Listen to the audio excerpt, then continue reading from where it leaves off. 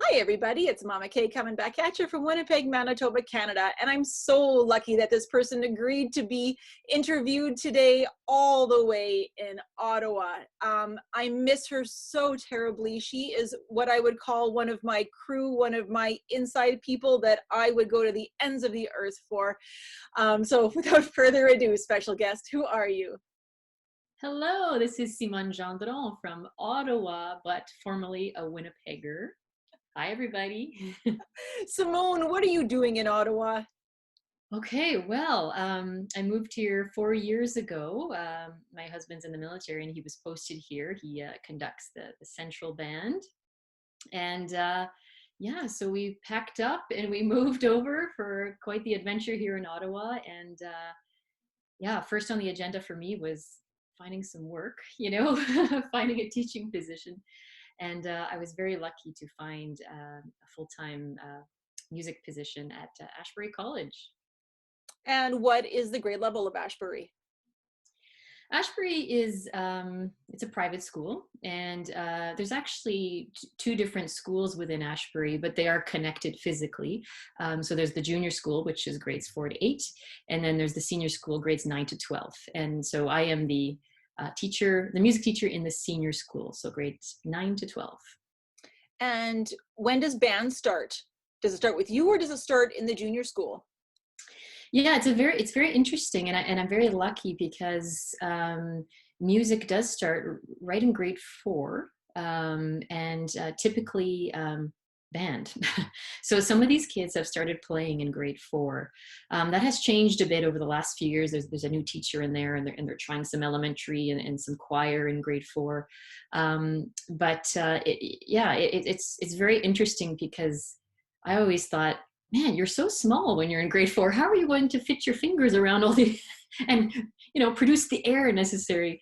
It's pretty cool. So some of the students have come up through there, so have had a lot of experience on their instruments. But at the same time, Ashbury being a private school and being right in the heart of Ottawa, it's quite international. There's a boarding school attached to it. There's a lot of ambassadors in Ottawa and a lot of kind of coming in and out, So there are quite a few number of students that come in, in grade 5 or grade 6 or 7 or 8, and a lot of new students that come in grade 9 each year from all over the world. A number of new students that come in even after that as well. So I find that there's just quite a mix of skill level and experience, even though, like I said, some of them might have started playing their instrument in grade 4. So do you allow those new students to join band even if they don't have any experience? Definitely. So the way it works is we offer music classes, but I teach music through performance in band, the typical model that we see in Manitoba. What happens is I do offer kind of at the grade 9 level a beginner music class. So this is a chance for a lot of the grade 9s who might be new or who have never played an instrument or have very limited experience. We kind of funnel them into there. And there's even a number of grade 10 students who do that as well. So I usually have a mix of 9s and 10s who are starting from scratch. Having said that, some of them do have some prior piano or maybe violin or something, but some of them not at all. So it's a lot of fun. We grab some instruments, we try some things out, we make some interesting sounds, and it's quite impressive. I'm always impressed every year at how well they can do. And some of them by the end of the year, their goal is to join the experienced grade 9 band by March, April. And it's pretty amazing to see what they can do. They come together in the band. They're so excited to finally play in a big group, and they hold their own, and they learn so much, right, from playing with the other students. And so it's pretty exciting. We have a lot of fun. Now, you obviously taught in Manitoba before you headed out to Ottawa. What would you say were some of the biggest differences teaching? You were at Collège en Sauvé for a very long time compared to teaching in Ottawa. What are some of the similarities and what are some of the differences in teaching band? Right. Well, I guess the big difference is the model kind of in all of Ontario is, I kind of alluded to it already, but it's more of a music course. So a lot of the music courses tend to just, focus more on theory and composing and kind of the non-performance aspects of music, history. And so you see that a lot in Ontario, where they learn a lot of their basic skills like that in music class. And then band is actually separate, and it's actually not scheduled within the day. It's scheduled typically before school or after school. So once or twice a week, it depends on the school, and band students will come together to rehearse. And there's different models across Ontario as well, where perhaps a student who's not enrolled in the music class can still audition for the band and still come play with the band. So it's kind of interesting, because you have this mix of students, and they're not all in the same music class perhaps, and there could be some mixed grades. And so it kind of creates, I don't know, there's some pros and cons to both models, I think. Where Manitoba is more, everyone's in band and we learn through band and they're all together. So I guess that's the main difference. So I think general music generally stops here in grade 5 or grade 6, right? Depending on what you go, like whether you're in a middle school or junior high after, right? And then it's either band or not. yeah, exactly. Right. So so it's interesting to see, and depending on some of the larger very large high schools tend to, they might have a music class that's or they might have other ensembles like strings and orchestra, and you see a lot more of that here, as opposed to in Winnipeg, where the strings thing kind of, it was a thing, I think, for some time, but band kind of became the Manitoba model, so yeah, it's very interesting. And so we've kind of had to adjust, or I've had to adjust a bit the way I teach and what I focus on. And but having said that, since I did start at Ashbury, my main focus was getting students on wind instruments as much as possible in the music classes, because I just felt within our schedule and the size of our school, we could only have band once a week for about an hour. So it was just not enough, for the students to really get the time they need on the instrument and to build up their skill level. So I really pushed doing more of that within the class. And it seems to be working well. And so I think that's probably the main thing. I talked a lot about differences, similarities. That's a good, well. I stumped you. I know, I guess I kind of talked a bit about both, but I I guess there's a lot of sorry, what was that? I've got a different question for you then. Maybe it'll be easier to answer. What is there much of a difference between band in the private school system and the other school systems that are happening in Ontario? Because again, that's rather different than what we have in Manitoba. Right. Yeah. No, good question. It's hard to say. From what I've seen, the model tends to be pretty similar between public and private, where you have the music class and you have the kind of extracurricular, or out of the school day schedule, rehearsals. So I see a lot of that being the same. A lot of the private schools do tend to be smaller in numbers, and so you'll see some that focus less on the large ensemble experience and focus a bit more on smaller ensemble, or composing, or small groups. And so I guess there's a bit more of that. But other than that, there's not a huge difference between the two, as far from what I've seen so far anyway. Yeah. So there's now, are you somehow, because you're a private school, are you tied into the Catholic school system at all too? Because are they considered private? No, in Ontario, private schools are well, they can be religious, but they don't have to be. Ashbury College, for example, is not. I think way back, it used to be associated with a religion, but for many years it has not been. And there are 4 school boards in Ottawa and pretty much all of Ontario. You have 2 public Catholic boards, French and English, and 2 private French and English, 2 public English and French, and Catholic English and French. Very cool. Yeah, rather different than here, right? Because I guess our big French one is DSFM. Yeah, exactly. And it was a bit of a surprise for me when I came here, because in Manitoba, if it's religious based, it's not public, right? But Right. But in Ontario, it's still that model, and so interesting, yeah, but different. So Sim, we're going to go way back. We're going to go way back to baby Sim.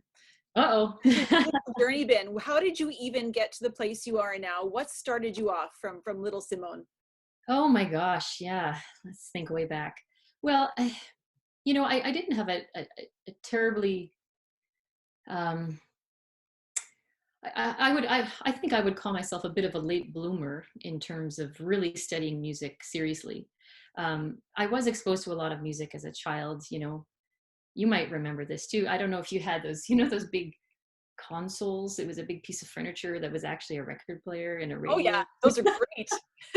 Those were so much fun, and we would put records on and play. And my dad played a bit of guitar, but singing was his thing, and he sang a lot at church and things like that. So I was surrounded by music that way. My mom less so. She used to joke about, she used to sing in her school choir, and the teacher would come around and say, just move your lips, don't actually sing. I thought, that is horrible. But anyway, what kind of teacher would say? Anyway, so I guess most of the music kind of came from my dad's side. And I remember having a really fun music teacher in my school at École Provencher. And my sisters really loved her too. She was great. Madame Ruet was her name. And she was well loved. And she just brought a joy of music. And we started singing a bit with her. And this is kind of interesting if I kind of go through chronologically, because you might know that I taught at Collège and Sauvé for many years. And in the last little while, my teaching partner was Ken Gold. You know Ken, right? Amazing saxophone. I do. Yeah, and well respected in the community. Well, guess who taught me recorder in grade 5 at École Provencher? Ken? Ken Gold, yeah. He was fresh out of Montreal and just got his teaching degree. And so he taught me recorder for I think he was there only for 1 year at École Provencher, and then moved on to some other things. But I remember him distinctly, young Ken, and and then I'm not sure, I had Normand Ferraris for a year as well. So I started the flute with Normand in grade 6. And then grade 7 to 9 was Hubert Grenier, who still teaches in the Louis School Division, and who is currently teaching my niece, which is pretty cool. All these connections. And then moved on, and I was taught in grade 10 at Windsor Park Collegiate by Tom Dowden. And yeah, he shared a great love of music. And then in my grade 11 and 12 was Reno Garrel. So that was my whole music teacher experience. And I learned a lot from all of them. It was all obvious that they all loved music and had a passion. And I always felt like I was very encouraged by everybody. But interestingly enough, in high school, I remember Mr. Dowden and Mr. Garrel had said, you should really think about this music thing and maybe take some private lessons. So I think I only started private lessons in about grade 11 or so. And with Albert Horch, you remember Albert Horch? He's my Mr. Horch, absolutely. Oh yes, what a sweetheart. So that was my first kind of private lesson experience, and what a sweet man. But grade 11, so I felt I was kind of behind the ball, because I'm sure you know it. for flute players, there's a lot of competition out there. And, some of these students and some of the peers later that I met in university and things like that, they had been taking lessons for many years and have done all these festivals and RCM and Syrinx. And I was like, I just started lessons. And I always felt kind of like didn't really belong, because that big world, that serious world of music wasn't made available to me. I just kind of had fun in school, but anyway, so I took some lessons, got a bit serious about it. I think in grade 12, I also started with Laura Lee Patterson. She was a great teacher as well. But I took the practical route. I loved all my subjects in high school, and I really enjoyed math and science. And so I went on to the Faculty of Science at U of M. And I was thinking of maybe something in the medical field, or I wasn't really sure. I was kind of searching. But I did that for a year. And by the end of the first year, there was something missing in my life. Even though it was very interesting and my eyes were opened and university was cool and I was enjoying it, I enjoyed science. But I think maybe because I didn't have a strong direction. Had you stopped playing during that year too? I had, yeah, I had. And so I think, there was a bit of that. And the fact that I didn't have a strong career option, I wasn't really attached to anything. And I think I realized that I missed music so much, because music was such a part of my life in high school. We were so lucky at that in my high school. It wasn't necessarily a very large school, but there was a lot of music in it. There was band, there was jazz band, there was musical theater, there was choir, and I pretty much did all of it. I don't think I did jazz band, but I think I did everything else. Vocal jazz, and so anyway, so after that first year, I reassessed and I said, I'm not really happy. I felt like I was kind of lost. I really missed music. There was this part of my heart that was just, I don't know, it was longing for something.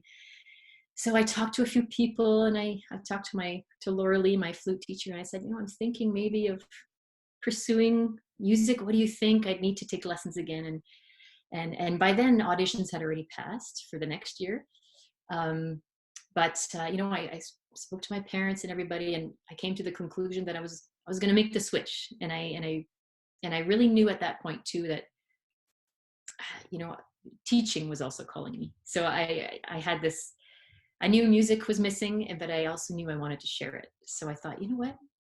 I think I'm going to do it. I think I'm going to jump in and do the music ed thing. And I wanted to share music and the joy of it, because I had such fun in school. I just had a great time and learned so much about myself. So that's what I did. So unfortunately, it was too late to audition, and so I decided, well, I'll do a second year of science, and I could use some of those courses eventually in my ed degree as a second teachable. And in the meantime, I'll get back into shape. I'll take lessons and prep for an audition. And so that's what I did, and auditioned and got in. And so I made the switch over to music ed at U of M. Yeah, so pretty exciting. And then, the minute I was in, I knew it was the right decision. First year in university and first year music, my mind was kind of blown. I don't know, the theory and the history, and most people hate those courses, but I really thought they were super interesting. And for me, they just brought everything together, and I really loved them. And I don't know, it blew my mind. You came at it with such a different perspective after having had 2 years of science before that too. You knew what the other world looked like, and just how much better the music world is.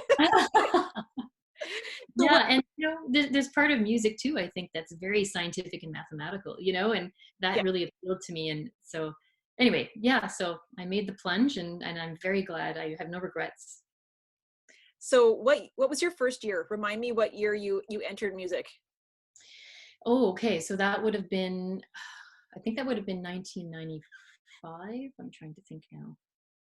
Because I'm trying to think, when you and I met, you had already been there for a couple of years when I came back, when I returned. Oh, yes, that's right. When I rejoined the flute studio. Yeah. All of the glories that went with that. Yeah. Lots of fun. Lots of fun. Well, yeah, that's amazing. I'm so glad that you came into music too. I can't imagine not knowing you. I'm so Oh, lucky to know you. oh, It's just thank great. you. So now, Sim, I need to give the disclaimer. You know it's a family show. Would you be willing to share one of the strangest gigs or jobs that you've ever been involved in? Oh, okay, right. You know what? You, oh my gosh, that's a really hard Like one. feel free to like go into like any band trip stories too, as long as they're PG. Yeah, okay. I'm just trying to think. You know, there have been so many. I'm so old now that Hey, hey, um, and no, but I've had the pleasure of performing, you know, a lot in various ways. You know, obviously my main focus in university and my major practical was the flute and instrumental and you know and high school secondary stream, but there was always a part of me that loved singing. So, and singing was a big part of my life too, even though technically I do not have any formal training in singing or choir, but I've been able to kind of steal and gather from wonderful colleagues. And I've just had the experience of singing in choir. Um, so I've had, you know, a wide range of performances, whether, you know, choir. I was also a music minister in my church in Winnipeg for over 20 years and sung there and played the flute. And so the amount of weddings and funerals I've played or sung at is like, I don't know, it must be hundreds. And I was also very lucky to have a love of vocal jazz too, which was brought about by my high school music teachers. And so I got a lot into vocal jazz, and I also had a lot of interesting gigs where you know, I kind of had a little bit of a little jazz trio for a while. You might know Jason Monroe on bass, yes. and Greg DeDennis, who is now in Toronto, an amazing jazz pianist. We had a trio for a while. We did so many gigs back at the Macaroni Bar. Do you remember that? Mm-hmm. Well, so flute or singing? That was singing. I was a lounge singer, a No, jazz lounge singer. no Ron Burgundy for you. No pulling the flute out of the. I think I pulled it out a few times and had a few increments, but so lots of a lot of things there, and like I said, sung in a vocal jazz group. We were able to sing at Podium, which is a national choir conference, at the Pan Am Games, Manitoba Moose Games, and so we did a lot of cool things, and or just you know little gigs in the community. And so I've had you know a large amount, and of course the Winnipeg Wind Ensemble. So a lot of things. So it's really hard to put my finger on one, but there is one that kind of sticks out. Now it doesn't really, well, I guess you could call it a gig. Anyway, someone contacted me, I believe from my church, and said, you know, I sometimes I record jingles for commercials and do some jingles, and I have a little studio in my basement and I'm working on something, and I think your voice would be just right for it. Do you want to try this out? And I'm like, sure. So so I had never done anything like that before. And so we set up an appointment, and yeah, he had a little studio in his basement, and it was for one of the hotels in Winnipeg. And and we recorded a jingle. And it was very interesting because, you know, we're all formally trained musicians, and so this was one of those gigs where you didn't really get any sheet music or anything. He's like, okay, try this and do this, and it's all just kind of by ear, and make your voice sound more breathy. It has to sound more breathy, and we're trying to do this. It's for the spa of the hotel. And anyway, it was hilarious, and I had a lot of fun doing it. But I remember feeling a bit out of my comfort zone because, you know, I didn't have the music, and you know, and and I was trying all these different things, and it was not, you know, it was not me being able to perform like I normally would for a performance and what I think is best. It had to fit what this commercial needed, right, and what this audience was looking for. So it was very interesting, and we did that little jingle, and I'm not even I can't even remember if it ended up being aired on the radio or not, but it was a really cool experience. Yeah. Very unusual. What a great lesson too, right? Just how to be flexible, right? And a true professional in the situation, right? Exactly. Yeah. So it was very, yeah, it was a good learning experience. It kind of pushed me out of my little box, you know. And that is a fantastic segue to my next question. There are some students that have been watching these videos. Do you have any words of advice to anybody who might be thinking about going into music as a career? Oh my gosh, yeah.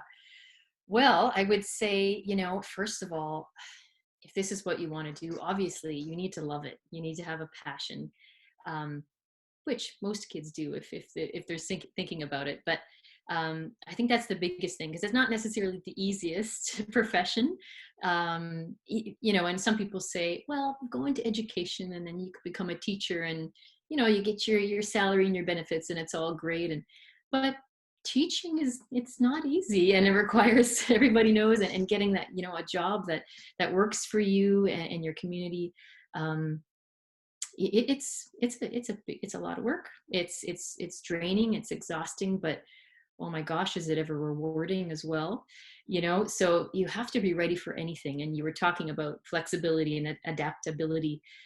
Oh my gosh, yes, you need those traits to go on into music, and the love and the passion. And a big thing that kind of pushed me through the years, and um, you know, was just, you know, being able to share music for me was really important. And I find that through all these little gigs that I did, whether it was a wedding or a funeral or getting hired to do that or this, um, for me, I was always very concerned about, you know, am I doing a good job? And am I able to spread joy?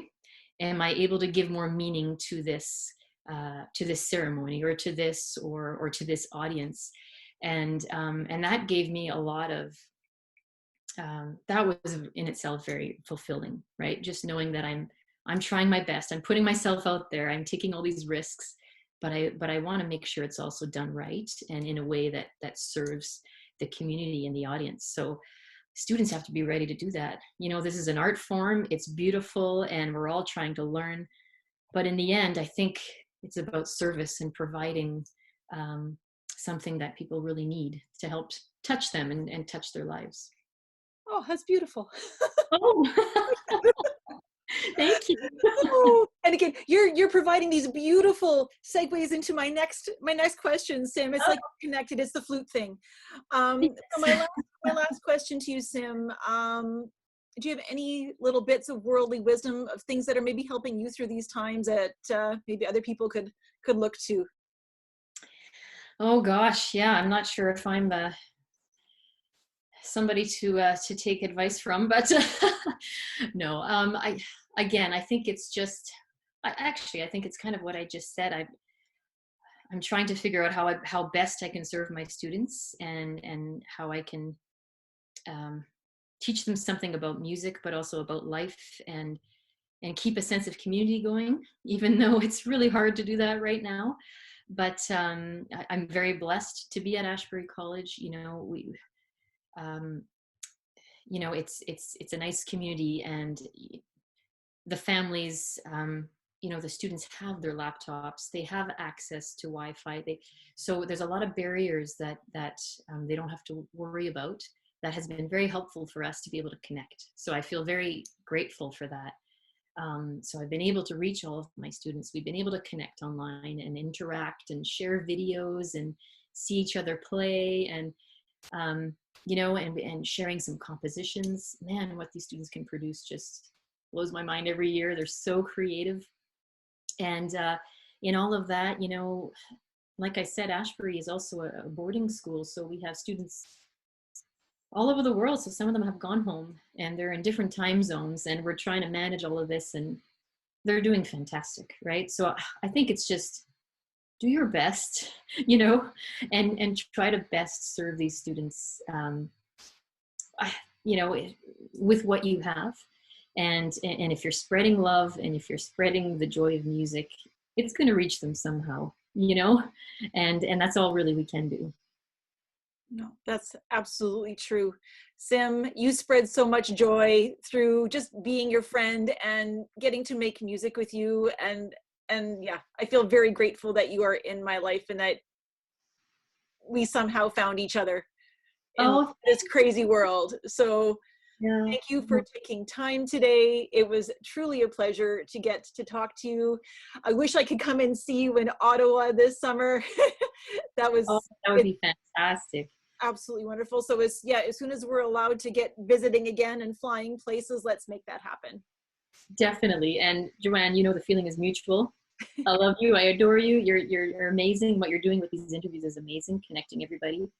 Um, and I the last thing I'm going to say is I am where I am because people believed in me and teachers believed in me. Um, by nature, I'm an introvert. By nature, I need to be pushed a bit. Once I'm pretty stubborn and I'll hang on. but it's not natural for me to put myself out there. And so having those people in my corner has been amazing. And my gosh, the Manitoba community is amazing, and Ottawa too. And I'm learning so much here. But those relationships I developed in Manitoba, and I'm gonna use the word stole. The things I stole from my colleagues, borrowed. No, but you know what I mean. I think the Manitoba music community is so unique in that it's so close and everybody shares. And I don't think I could do what I do without having used a bit of knowledge and having that person to inspire me, and using that little nugget of information from that person. And I've tucked it all away in my little tool belt. But it's thanks to all those people that I've met throughout the years. So I can't take all the credit. And well, you can never get rid of us. We always want you to come home. So just saying. I miss you so much. Sim, it has been a delight. I hope that you have the most amazing rest of your weekend and that we get to talk soon again, and hopefully even better in person. Yes, thank you so much, Joanne. Say hello to everybody in Winnipeg for me. And to your family too. Bye, Sim. Bye.